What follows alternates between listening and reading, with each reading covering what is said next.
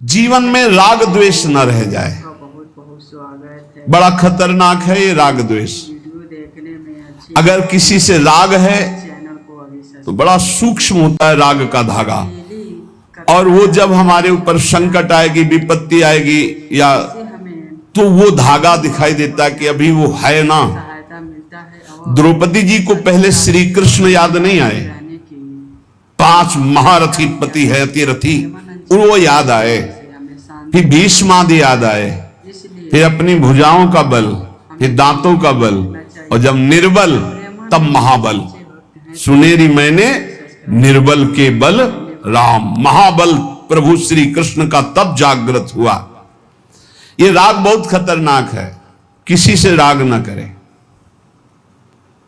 यही राग जब प्रियालाल के चरणों में अर्पित हो जाता है तो अनुराग कहलाता है। जब शरीर भोग, शरीर संबंधी, यही बहुत फंसाव वाला जन्म मरण चक्र का मूल यही राग है।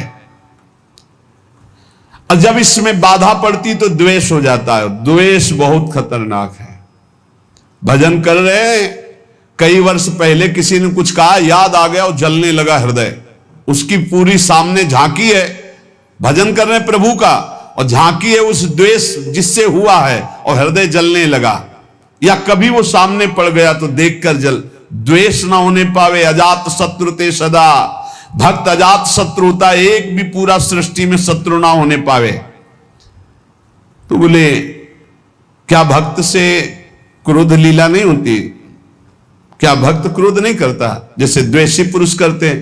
बोले होता है, लेकिन भक्त का द्वेष ऐसा होता है जैसे जल में रकील खींचो, कितने सेकेंड, बस जितने में खींच रहे उतने में, इसके बाद नहीं। ऐसा नहीं कि उसके चिंतन में आएगा कि वो बहुत दुष्ट है, ऐसा कभी नहीं आएगा।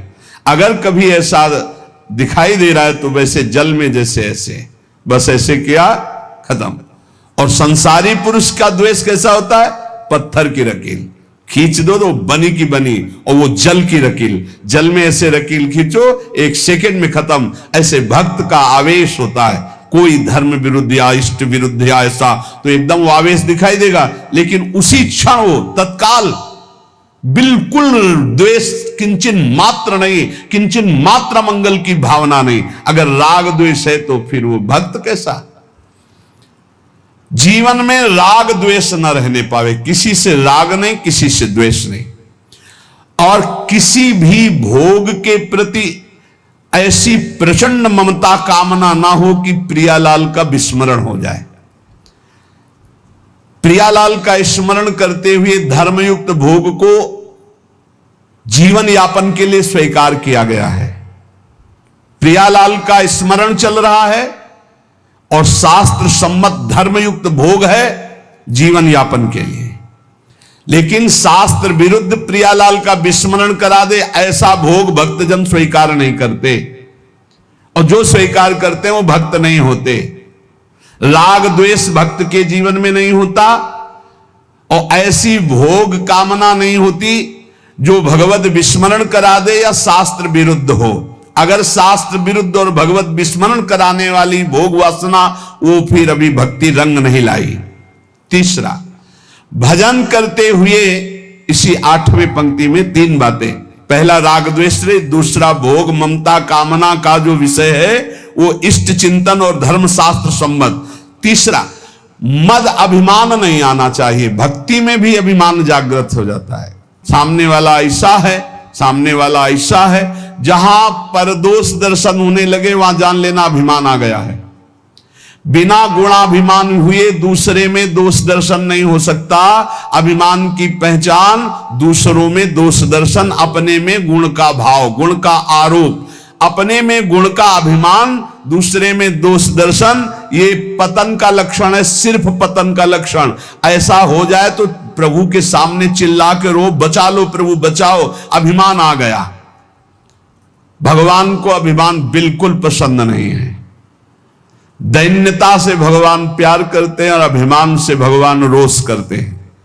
सुनहु राम कर सहज स्वभाव, जन अभिमान ना राखे काऊ। अभिमान आ गया तो कोई होगी बहुत बड़ी विचित्र भयावनी लीला, इसलिए बचो। जहां अभिमान आवे तो रो प्रभु से, प्रभु दूर कर दो। भयावनी लीला करते हैं फिर वो जब अभिमान आ जाता है। देखो कैसी देवर्षि नारद जी के साथ की, कैसे गरुड़ जी परेशान हो गए। भक्त के हृदय में कभी अभिमान नहीं आना चाहिए। अभिमान की पहचान दूसरों में दोष दर्शन, अपने में गुण का आरोप। इसी 8वें सूत्र में चौथा, चाहे जो कुछ नष्ट हो जाए कभी शोक विषाद नहीं करना, रोना नहीं। भक्त है, परिवार का कोई पधार गया है तो वो कीर्तन कर रहा है, वो रोएगा नहीं। ये रोना केवल मोह ममता का क्षेत्र है और नहीं रोना चाहिए। जब अब गीता जी का पीछे व्याख्या चल रही थी तो जो रोज सुनते हैं उनको याद होगा, रोने वाले के आंसू और नाक लार सब उस जीवात्मा को पीना पड़ता है जो पधार गया है। कभी नहीं रोना चाहिए। उस समय नाम कीर्तन करना चाहिए, भगवत यश गुणगान करना चाहिए, उस जीवात्मा के मंगल के लिए भगवान का नाम जप करके देना चाहिए, रोना नहीं। कुछ भी नष्ट हो जाए, कोई भी मर जाए, शोक विषाद नहीं करना, रोना नहीं। ये भक्ति के मार्ग का विषय। मंजीरा उठाओ, सब मिलके कीर्तन करो और भगवान का यश गान करते हुए उनकी अंतिम यात्रा। भक्तों की तो मृत्यु भी महोत्सव होती है। संसारी लोगों के लिए छाती पीटते हैं लोग, उनके मरे हुए व्यक्ति की छाती में नहीं, ऐसे पीटते हैं, वैसे पीटते हैं। और जब वो पीट के रो रहे हो घर वाले, तब पूछना कि तुम क्यों रो रहे हो, तब असलियत पता चलती। वो रो नहीं रहा उसके लिए कि इसलिए रो रहा है, वो अपने लिए रो रहा है कि हम जो चाहा अपने लिए, बस अपनी कामना की पूर्ति के लिए। भक्त को कभी ऐसा नहीं करना। कोई पधार गया बहुत गंभीर, कोई रोए तो डांट देना चाहिए, चुप शांत नहीं रोना। उस जीव को क्यों कष्ट देना। अब तो नाम कीर्तन, मान लो 50 लोग आए, 50 लोग नाम कीर्तन करो और फिर उसको भगवान के मार्ग में अग्रसर हो आगे। जहां जीवात्मा जाए उसका अच्छी जगह जन्म हो, उत्तम कुलवान भक्तवानों के घर में जन्म हो, भगवत प्राप्ति हो जाए उसको। ऐसे नाम कीर्तन करके उसको प्रदान करो, तब तो बढ़िया बन जाएगा। ये सब बैठे बैठे वो इधर उधर की बातें उच्चारण करके रोना, ये सब कुछ भी नष्ट हो जाए। भक्त के आंसू सिर्फ भगवान के लिए गिरते, ध्यान रखना। भक्त की आंसू रूपी धरोहर सिर्फ भगवान के लिए काट दिया जाए तो भी आंसू नहीं गिरेंगे। भगवान के लिए ही आंसू गिरने चाहिए। शोक विषाद नहीं होना चाहिए। कुछ भी नष्ट हो जाए, क्यों नहीं होना चाहिए। हमारी तो सब जीवन था, ये नष्ट हो गया। जिसने एक क्षण में अनंत ब्रह्मांडों का सृजन कर दिया वो मेरा स्वामी है। वो चाहेगा तो हर व्यवस्था हो जाएगी, हर व्यवस्था। और हम आपसे सच्ची कहते हैं, भक्त का जो कुछ नष्ट होता है अच्छा होने के लिए होता है, पक्का समझना। नामदेव जी की कुटिया में आग लगी तो सब अच्छा ही अच्छा हो गया, नहीं हुआ। कहीं भी कुछ भी, भक्त का अगर कहीं भी कुछ भी हानि होगी, तुम निष्ठा से रहना, सब बढ़िया ही होगा। आप देख लेना, परिणाम में देख लेना। शोक किस बात का। कोई नई व्यवस्था किया है मालिक ने, इसीलिए पुराने को आग लगवा दी है, या पुराना नष्ट हो गया, कोई नई व्यवस्था की। भगवान की ताकत नहीं कि वो अमंगल कर दे। किसी ने कहा हमारा मन भगवान में ना लगा हो और हम फिर भोग लगाएं, सेवा करें तो भगवान स्वीकार कर लेंगे। कहां, वो बड़े कृपालु हैं। अरे पूरे समय मन नहीं लगा, लेकिन आपने कहीं ना कहीं मन में तो ये बनाया था कि भगवान को हम भोग लगा ले जा रहे हैं। इतनी भी ना तो श्रद्धा थी पाई भर, ना कोई भगवान से अपनापन था। स्तनों में जहर लगाया था भगवान को मारने के लिए, और भगवान ने फल दिया यशोदा मैया को जो मिलता है। ऐसे तो हमारे कृपालु भगवान है। तुम दूध का भोग लगाने सही में जा रहे हो, अब मन लगे चाहे न लगे तुम्हें फल तो मिलेगा ही। ये संशय मत करो, हमारे भगवान पर बड़े कृपालु हैं। शोक विषाद का विषय भक्त का नहीं होता। किसी के मर जाने पर, या किसी के नष्ट हो जाने पर, या किसी के छूट जाने पर। अमुक ने हमको छोड़ दिया, बड़ी कृपा की, क्यों। अब हमारा सहयोगी मित्र कौन होगा, भगवान। पक्का समझो, अगर हम किसी से अपनापन करते हैं तो सिर्फ भगवान के भाव से करते हैं। मेरे प्रभु, आप इस हृदय मंदिर में बैठे, इसलिए मैं आप बस, और कोई संबंध नहीं, केवल एकमात्र प्रभु ही वही है। उसी रूप कितने हैं लेकिन स्वरूप एक ही है, सब में वही हमारे युगल सरकार विराजमान है। और इसमें पांचवी बात, 8वें सूत्र में पांचवी बात, कभी भय और संदेह न करना, कभी भय न करना, किसी की किसी भी तरह से प्रतिकूलता देने पर डरो मत, तुम्हारे रक्षक भगवान हैं। बोले हमारी तो प्रिया जो है नील कमल हाथ में लिए हुए हैं, अब ना तो तलवार है ना गदा है, कैसे रक्षा करेंगे? तो जो ये सब बड़े बड़े दिव्यास्त्र हैं जो जानने वाले हैं, तो 19 चरण चिन्ह प्रिया और लाल 19 चरण चिन्ह है। ये चरण चिन्ह अपने भक्त जनों की रक्षा के लिए, इन्हीं में सुदर्शन चक्र, इन्हीं में कौमोदकी गदा, इन्हीं में सब कुछ विराजमान है। भक्त की रक्षा के लिए प्यारी जी के चरण चिन्ह बलवान। वृंदावन दास चाचा जी ने बड़ी महिमा चरण चिन्हों की वर्णन की, कभी अवसर आएगा तो सुनाएंगे। हमें भय नहीं करना और हमें संदेह नहीं करना, पता नहीं भगवान ऐसा करे कि ना करे, पता नहीं प्रिया जो आगे ऐसा संभाले कि ना संभाले, भजन तो करते हैं, पता नहीं भगवत प्राप्ति होगी कि नहीं। अरे इधर भोग भी नहीं भोग रहे हो, इधर भजन भी कर रहे हो, प्रियालाल मिले कि ना मिले, पता नहीं भजन सही है कि नहीं सही, इस मंत्र से काम होगा कि नहीं होगा, ये जो नाम कह रहे राधा नाम, इस नाम से होगा कि नहीं होगा। संदेह न करे, संशय न करे। देखो राधा नाम तो वृंदावन में व्याप्त है और हमारे रस ग्रंथों में व्याप्त है। संदेह शब्द नहीं होना चाहिए उपासना में। जो गुरु ने उपासना दी उसमें संदेह नहीं होना चाहिए। और पांचवा, इस 8वें सूत्र में पांचवा, असूया, दूसरों के गुणों में दोष देखना, चुगली करना और ईर्ष्या, इनसे बहुत दूर रहना चाहिए उपासक को। ईर्ष्या बहुत बुरी है। कंचन तजना सहज है, सहज तिया का नेह, मान बड़ाई ईर्ष्या दुर्लभ तजनाए। ईर्ष्या बहुत बुरी है, मतलब ये जलाती रहती है हृदय में, ये बहुत बड़ी आग है। एक जिससे ईर्ष्या उसको प्रणाम करो उससे नष्ट हो जाएगी। इसके नष्ट करने का उपाय एक ही है, जिससे ईर्ष्या उसको बार बार प्रणाम करो, बार बार। और वो तुम्हें कितना भी कड़ुआ बोले तुम बुरा मत मानना, तो तुम्हारी ईर्ष्या नष्ट हो जाएगी। नहीं, ईर्ष्या बेमतलब जलाती रहती है।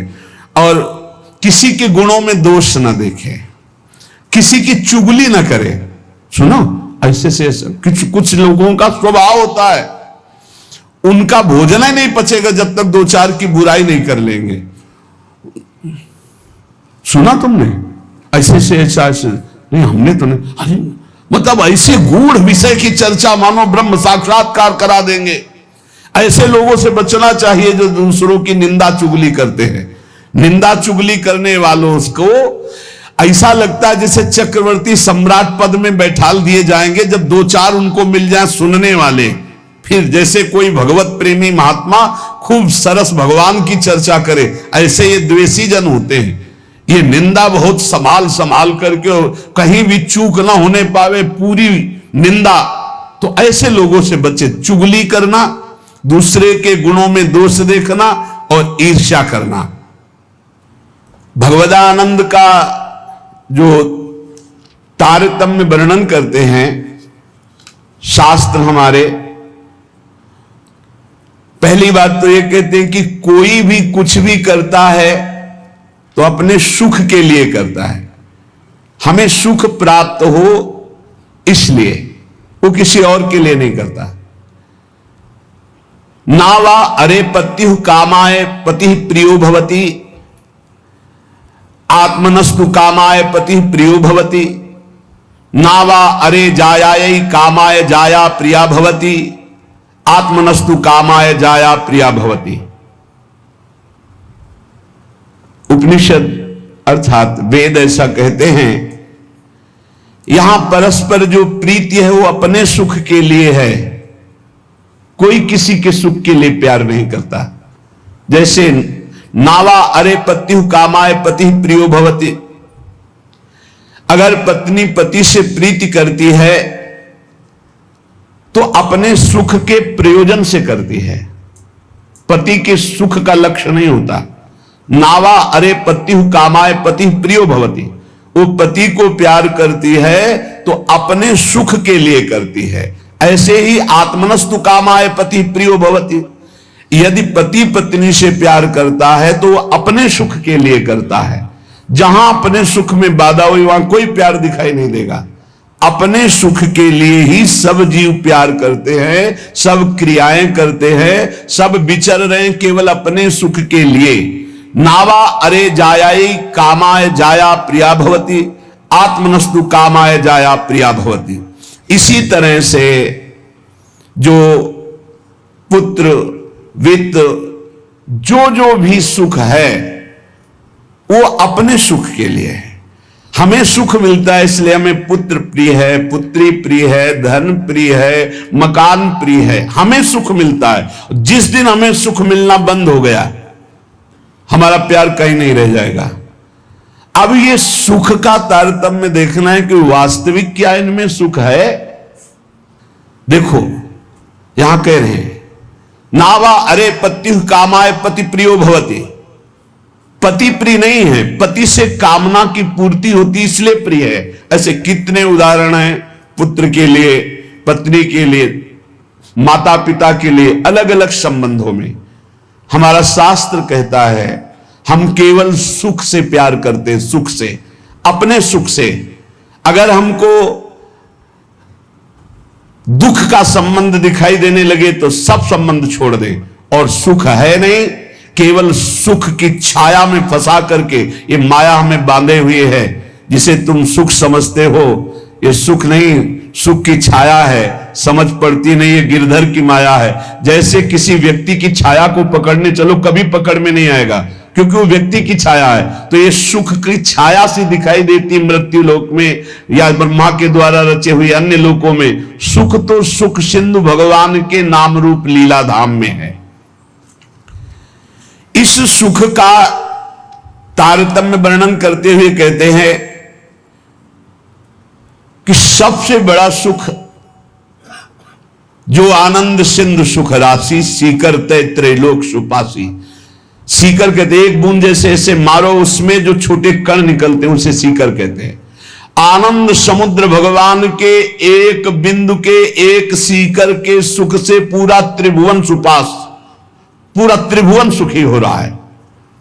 जो सुख का आभास भी मिल रहा है वो सच्चिदानंद भगवान है, इसलिए सुख का आभास मिल रहा है। शास्त्र कहता है यदि आनंद की प्राप्ति करनी तो आनंदो ब्रह्मेति व्यजानात् आनंदाद्धेव खल्विमानि भूतानि जायन्ते आनंदेन जातानि जीवन्ति आनंदम प्रत्यभि संविशन्ति। वेद कहता है आनंद से ही हमारी उत्पत्ति हुई है। हम आनंद सिंधु भगवान के अंश हैं, इसलिए सहज सुख राशि, चेतन अमल सहज सुख राशि। आनंद ब्रह्म है, उसी आनंद ब्रह्म से हमारी उत्पत्ति हुई, अर्थात हम उसके अंश हैं। हमारा स्वरूप भी आनंद स्वरूप ही है और आनंद की ही हम खोज कर रहे हैं। आनंद के लिए ही हम कर्म कर रहे हैं, आनंद के लिए ही हमारा जीवन है। पर हम आनंद में प्रविष्ट होना नहीं जाने कि आनंद है कौन सा। हम समझते हैं शरीर में आनंद है, पुरुष शरीर में, स्त्री शरीर में, अमुक धन में, अमुक भोग में, अमुक क्रिया में। आज तक किसी को आनंद नहीं, ग्लानि और पश्चाताप प्राप्त हुआ। आनंदम ब्रह्मणो विद्वान न बिभेति कुतश्चन आनंदो ब्रह्मेति वजानात्। जो परमात्मा है, योगी जन जिसे परमात्मा कहते, ज्ञानी जन जिसे ब्रह्म कहते हैं, भक्त जन जिन्हें भगवान कहते हैं, प्रेमी जन जिन्हें लाडले कहते हैं, वो आनंद स्वरूप हैं, वो सुख समुद्र हैं। भयग्रस्त प्राणी जब तक इनकी शरण में नहीं आएगा तब तक कुछ भी कर ले वो आनंद को प्राप्त नहीं हो सकता। हमारा सब जगने से लेकर सोने तक और बाल्यावस्था से लेकर के वृद्धावस्था तक और जन्मने से लेकर मरने तक एक ही चेष्टा है कि मुझे आनंद मिल जाए, क्योंकि हम आनंद के अंश है, आनंद की खोज कर रहे हैं। यदि तत् सुकृतम रसो वैशः रसम हेवायम लब्ध्वानंदी भवतु। वो परमात्मा स्वयं रूप तत्व रूप है, पूर्ण रस स्वरूप है, और जो इस रस स्वरूप परमात्मा को जान लेता है वो ब्रह्मानंद में डूब जाता है, वो आनंदमय हो जाता है। हम आनंद की खोज कर रहे हैं भोगों में, वो वेद शास्त्र पुराण ऋषि मुनि क्या कह रहे हैं कि आनंद स्वरूप परमात्मा है, और जो उस परमात्मा रस स्वरूप परमात्मा का अनुभव कर लेता है, जान लेता है, वही आनंद को प्राप्त होता है। देखो, आनंद का तारतम्य बतलाते हुए श्रुति कहती है, इस मृत्यु लोक में युवावस्था हो, जवान शरीर हो, श्रेष्ठ आचरण हो, वैदिक सिद्धांतों को जानने वाला हो, अपने इंद्रियों के शासन में कुशल हो, सफल कर्मण्यता हो, शरीर में कोई रोग न हो, बड़ा सुंदर हो, बलवान हो, खूब सुदृढ़ शरीर हो, धन संपत्ति हो, मनमानी भोगानंद प्राप्त करने के लिए सुंदर हर वस्तु उसके पास हो, सुंदर स्त्री, वैभव, हर सब कुछ। इसे कहते हैं एक मानुषानंद, मृत्यु लोक का। सुनते जाना, इसे कहते हैं मानुषानंद। और जब कोई उत्तम कर्म करता है, शुभ कर्म करता है, तो उत्तम कर्म करके वो गंधर्व योनि को प्राप्त होता है, उसको मनुष्य गंधर्व कहते हैं। इस मनुष्य गंधर्व को मानुषानंद से 100 गुना बढ़कर आनंद प्राप्त होता है। मानुषानंद समझा? वैदिक सिद्धांत को जानने वाला, युवावस्था, सुंदर शरीर, रोग रहित और अपार धन संपत्ति, सुंदरियां, सब सुख मृत्यु लोक का। कोई सुख ऐसा नहीं कि इसके पास ना हो, उसे कहते हैं मानुषानंद। उस मानुषानंद से उत्तम कर्म करके जो गंधर्व योनि को प्राप्त हुआ, उसे मनुष्य गंधर्व कहते हैं। उस मानुष गंधर्व को मानुषानंद से 100 गुना बढ़कर सुख मिलता है, मानुष गंधर्व को। और उस मनुष्य गंधर्व के आनंद से 100 गुना बढ़कर के देव गंधर्व, जो देवता गंधर्व रूप में ये साधन करके गंधर्व बना, 100 गुना मानुषानंद से बढ़कर। और उस मनुष्य गंधर्व से देव गंधर्व को 100 गुना बढ़कर के, ये देव जाति स्वयं प्रकट हुए गंधर्व योनि में, इस आनंद का 100 गुना आनंद बढ़ करके पितृलोक में जो वास करते हैं, पितरों को, उनसे 100 गुना आनंद जो स्मृति शास्त्रोक्त कर्मों का आचरण करके, यज्ञ आदि करके उसके फलस्वरूप देवता बने, उन्हें अजानज देवता कहते हैं। पितरों से 100 गुना आनंद बढ़ करके अजानज देवता को प्राप्त होता है, और अजानज देवता से बढ़कर 100 गुना देवताओं को आनंद प्राप्त होता है, जो देव योनि में सीधे प्रकट हुए हैं। इनका 100 गुना आनंद बढ़कर के वसु को प्राप्त होता है। देवताओं से भी 100 गुना बढ़कर आनंद वसु को, वसु से भी 100 गुना आदित्यों को, नित्य देवता। इनसे आदित्यों से 100 गुना बढ़कर के आनंद इंद्र का। देखो कितना तारतम्य है आनंद का। और इंद्र के आनंद से 100 गुना आनंद बढ़कर के बृहस्पति जी का। बृहस्पति जी के आनंद से 100 गुना आनंद बढ़कर के प्रजापतियों का, दक्ष प्रजापति आदि। ऐसे प्रजापतियों के 100 गुना आनंद बढ़कर के परमेष्ठी पद, ब्रह्मा के पद में। और जिनको ब्रह्मलोक तक कहीं आसक्ति नहीं है, ऐसे जो ब्रह्मनिष्ठ श्रोत्री महापुरुष हैं, उनके उस अखंडानंद का तो वर्णन ही नहीं किया जा सकता, जिसे मोक्ष सुख कहते हैं। इस प्रकार सर्वोपरि हुआ ब्रह्मानंद, जो ब्रह्म सुख परमेष्ठी पद है, उससे भी कई गुना बढ़कर के ब्रह्मानंद है। सर्वोपरि आया ब्रह्मानंद। अब कह रहे हैं, ध्यान से सुनना, ब्रह्मानंदो भवेद देशो चेत परार्ध गुणी कृतः नैति भक्त सुखाम बोधई परमाणु तुलामपि। परार्ध कहते हैं एक के ऊपर 17 शून्य लगावे, एक लिखे और 17 शून्य लगावे तो जो संख्या बनती है उसे परार्ध कहते हैं। अगर ब्रह्मानंद में 1 और 17 शून्य लिख करके गुणा किया जाए, मानुषानंद से 100 गुना 100 गुना 100 गुना 100 गुना ऐसे बढ़ते आए तो सबसे बड़ा सुख हुआ परमेष्ठी पद ब्रह्मा का, और ब्रह्मा से अनंत गुना बढ़कर सुख हुआ ब्रह्मानंद मोक्ष सुख। और उसमें परार्ध गुणीकृत 1 लिख करके 17 शून्य लगा करके ब्रह्मानंद में गुणा किया जाए तो प्रिया प्रीतम के प्रेम रस के आगे वो कुछ नहीं है। कह रहे हैं परमाणु तुला में, परमाणु बहुत छोटी वस्तु होती, प्रिया प्रीतम के प्रेम भक्ति के आगे जो सुख मिलता है उस सुख के आगे ब्रह्मानंद में 1 लिखकर 17 शून्य लगाकर परार्ध का गुणा किया जाए तो जो संख्या आएगी वो प्रेम रस के आगे कुछ नहीं, परमाणु के समान भी नहीं। इतना अपार सुख प्रिया प्रीतम के प्रेम में है। हम प्रिया प्रीतम के प्रेम के उपासक मानुषानंद में ही फेल हो रहे हैं। गंधर्वानंद, अजानज देवता, फिर देवता, वसु, आदित्य, फिर देवराज इंद्र, बृहस्पति, प्रजापति, ब्रह्मा का सुख, और फिर ब्रह्मानंद, और फिर ब्रह्मानंद से भी परार्ध गुणीकृत ये प्रिया प्रीतम का प्रेम वो परमाणु तुल्य भी नहीं है। ऐसे प्रिया प्रीतम के भजन के लिए, प्रेम के लिए हम मानुष सुख में अपना भजन छोड़ देते हैं। हमारी क्या स्थिति है?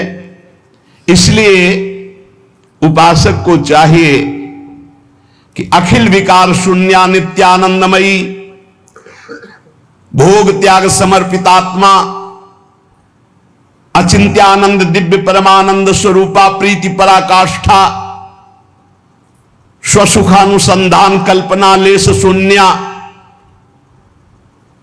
श्याम विदुवदन चकोरी, श्री कृष्ण मनोमनस्विनी, श्री कृष्ण प्राण प्राणा, ऋषि मुनि मना कर्षक चित्ताकर्षणी, श्री कृष्ण हृदया, श्री कृष्ण जीवना, श्री कृष्ण स्मृति रूपा, श्री कृष्ण सुखैक मना, श्री कृष्णानंद प्रवर्धनी, श्री कृष्ण प्राणाधिदेवी, श्री कृष्णा आराध्या, श्री कृष्णा आराधिका, नित्य कृष्णानुकूल्यमयी, श्री कृष्ण प्रेम तरंगिणी, श्री कृष्ण अर्पित मनोबुद्धि, श्री कृष्ण सेवामयी, श्री कृष्णास्या, श्री कृष्णाश्रिता, श्री कृष्ण कीर्ति ध्वजा, श्री कृष्णात्म स्वरूपा श्री लाडली जी की उपासना में अपना अस्तित्व मिटाना होता है।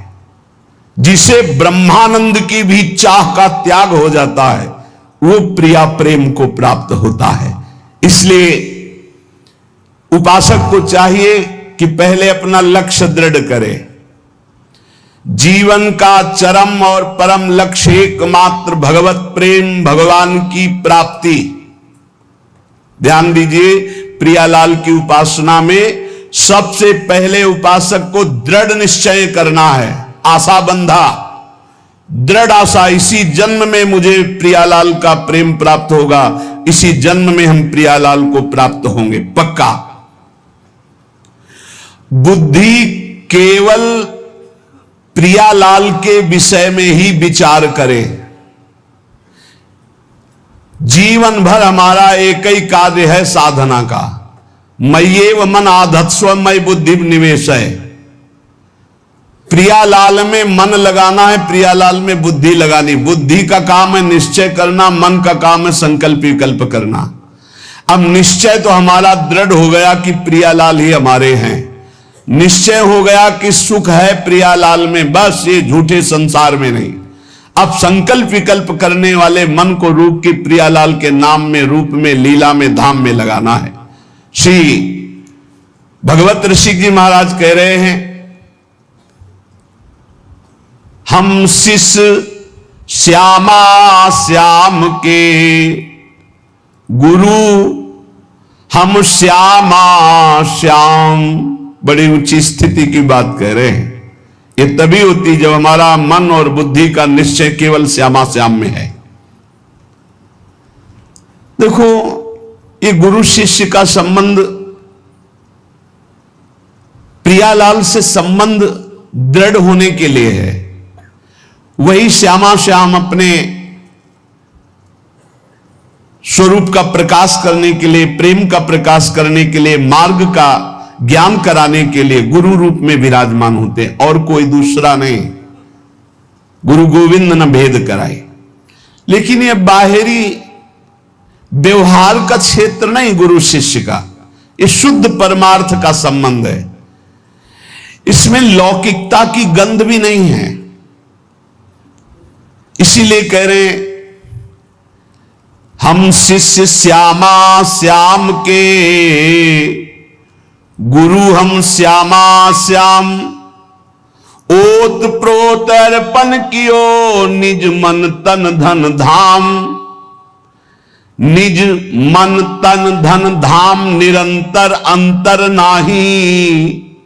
निस दिन दुख सुख संग, असुचि सुचि घर बन माही। नस्वर नेह निमित्त देह, नाते सो उपशम। भगवत हमरे प्राण सदा, भगवत के हैं हम। भगवत ऋषि जी कह रहे, हम किसी और के न शिष्य हैं और न किसी के गुरु हैं। हम देहाभिमानी गुरु चेला नहीं है।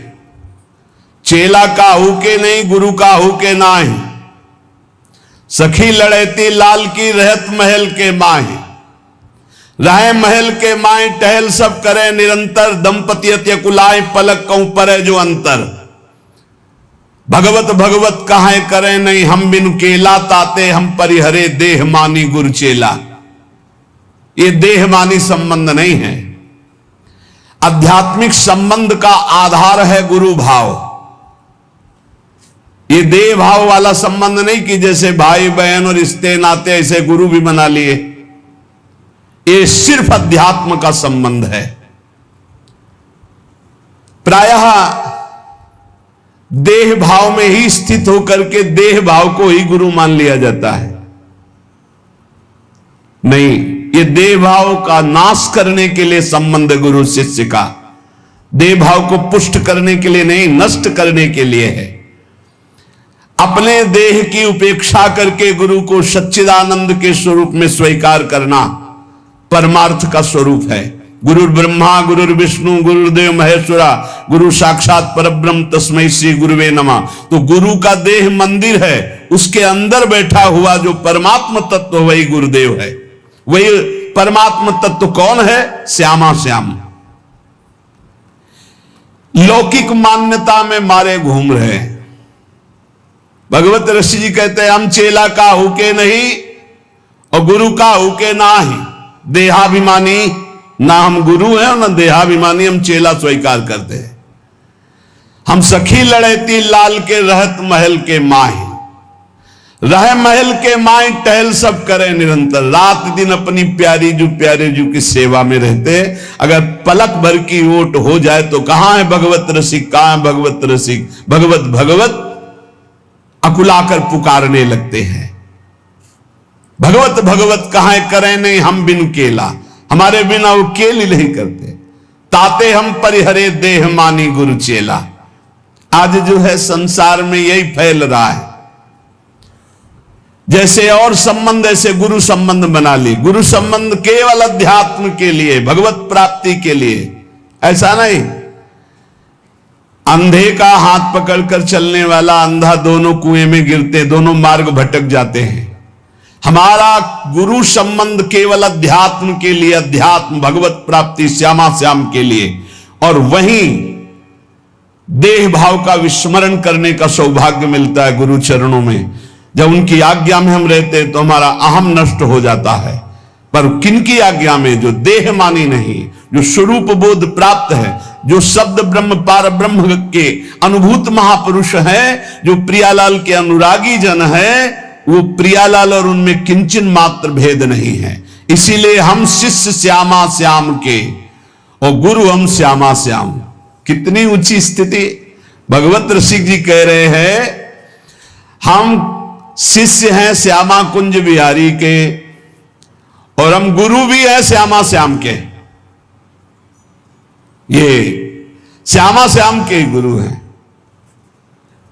इसको अगर हम व्यवहार धारा में देखते हैं तो जब चिद चिद लक्षणम सर्वम राधा कृष्णमयम जगत, तो अगर कोई सामने शिष्य भाव से बैठा है तो प्रभु ही तो है और कोई दूसरा थोड़ी है। यहां प्रभु है तो सामने भी प्रभु है। व्यवहार देश और नवनिवृत्त निकुंज देश में सखी जो आज्ञा करती है वही प्रिया प्रीतम। कैसी आज्ञा? सखियन के उर ऐसी आई, उनके हृदय में आई कि चलो ब्याह विनोद रचे सुख, तो ब्याह के लिए तैयार हो गई हो। चलो हिंडोला पड़ा हुआ है, सरकार पधारो झूलो झूल ले। जैसा सखी आदेश करती वैसे प्रिया प्रीतम की जैसी रुचि वैसे सखी की इच्छा। सखी स्वरूप से जैसी आज्ञा करते श्यामा कुंज बिहारी वैसे ही करते जैसा निर्देश देती सहचरी।